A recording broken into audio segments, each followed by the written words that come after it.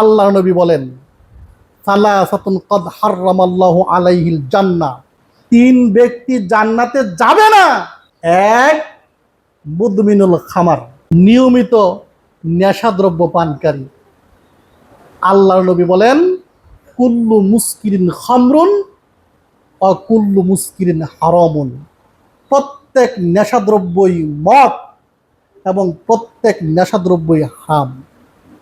পৃথিবীর যত নেশাদ্রব্য আছে সকল নেশাদ্রব্যই মদ, পৃথিবীর যত নেশাদ্রব্য আছে সকল নেশাদ্রব্যই হারাম।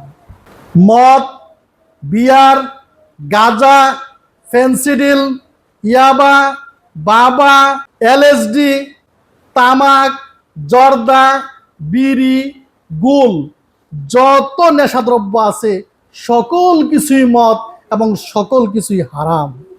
এবার আপনি বলবেন, মদ, গাঁজা, ফেন্সিডিল, ইয়াবা, বাবা এগুলো না হারাম, এইটা না বুঝলাম, বিড়ি, সিগারেট, গুল, জর্দা, তামাক এগুলো কিভাবে হারাম হয়?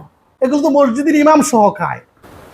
ওই যে আল্লাহ নবী বললেন, কুল্লু মুস্কিরিন খামরুন ও কুল্লু মুস্কিরিন হারামুন, প্রত্যেক নেশা জাতীয় দ্রব্য মদ, প্রত্যেক নেশা জাতীয় দ্রব্য হারাম। এবার হয়তো আপনি বলবেন যে না, আমি যে জর্দা খাই আমার তো নেশা হয় না, আমি যে বিড়ি খাই আমার তো নেশা হয় না, আমি যে সিগারেট খাই আমার তো নেশা হয় না। আপনি জর্দা খান, 250 গ্রাম জর্দা খেয়ে দেখেন নেশা হয় কিনা। 2 প্যাকেট সিগারেট এক বসায় খেয়ে দেখেন আপনার মস্তিষ্কের সমস্যা হয় কিনা। নিশ্চয়ই হবে। আর আল্লাহর নবী আপনার এই প্রশ্নের জবাব 1400 বছর আগেই করে দিয়েছেন।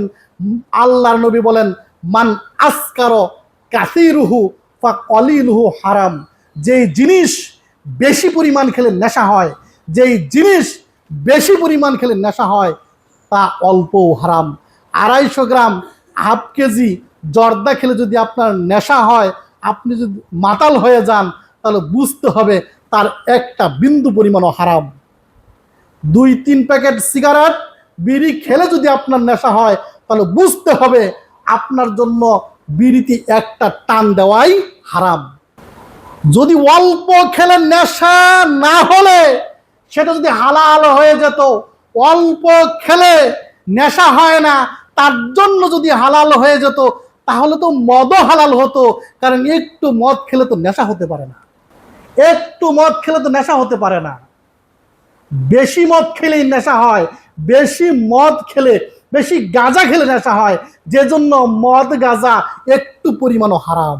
নেশার কারণে আপনার লিভার নষ্ট হয়, নেশার কারণে আপনার মস্তিষ্কে রক্তক্ষরণ হয়, নেশার কারণে আপনার কিডনি নষ্ট হয়, নেশার কারণে আপনার দেহে বহু ধরনের অসুস্থতা সৃষ্টি হয়, আপনার দেহের ক্ষতি হয়। আপনি আপনার দেহের ক্ষতি করছেন, আল্লাহ তাআলা এটাকেও হারাম বলেছেন।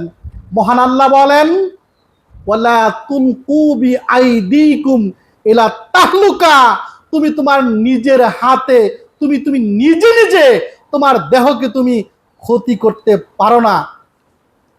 তোমার নিজের হাতে তোমার দেহকে তুমি ধ্বংস করো না।